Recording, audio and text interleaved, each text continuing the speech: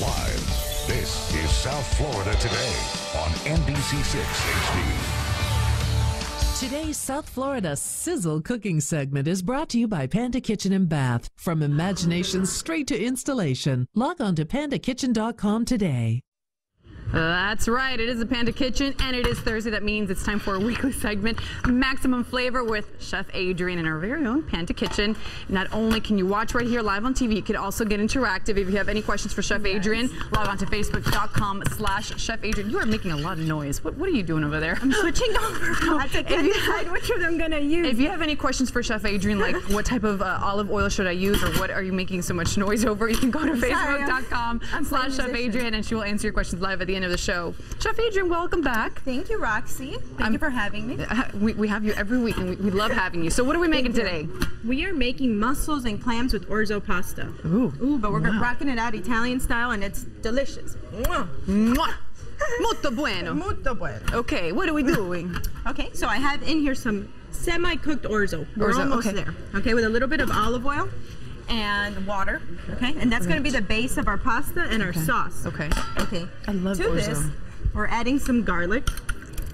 Now, I want you guys to take notes because this is something that's going to impress people, and they're going to wonder, how did you do this? I mean, usually people are a little bit intimidated by making mussels and clams at home for a dinner party. Not me. But if you are, we have this on special at the restaurant for our 2 for $39. Oh, so there you go. So why look? So why even waste time trying to make it yourself? Just go to the Chef Adrianne Vineyard. Come on, I encourage people to cook. Okay, fine. We have some red onion. Okay. A little bit of crushed red pepper. Spice things up a little bit. Okay. Some like it hot. Yes, we like it hot and spicy. Okay, so we're gonna cover this up just a tad. Do you like seafood? I love seafood, actually, especially mussels and clams. I do. I love seafood. Oh my God. Okay, yeah. So now that's why I'm intrigued. Okay. I can't wait. Okay, so you're gonna chop up. Wait, can I trust you with chopping up? Probably parsley? not, but I will attempt it. If I lose a finger, just go to break or something. That knife might just be a little too much. Okay. Is there a hold your fingers inward? In like that. There. Right. There you go. Okay, now so don't do this. Do this. Because then your fingertips will be on the other side of that. I'm gonna do this like Iron Chef, Chef Adrianne. Is this working? There you go. Okay, trick. If you add a little salt to your parsley, it makes it easier to chop. Trick for you guys at home. There you go. Okay. Okay. Okay. Well, you want me to jump in there? Yeah, please do. Okay. I give up. Okay.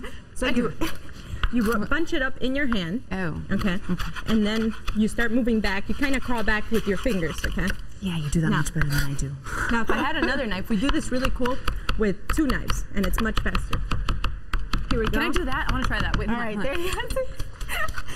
All right, in the meantime, I'm going to add my mussels and clams to the pasta. Okay.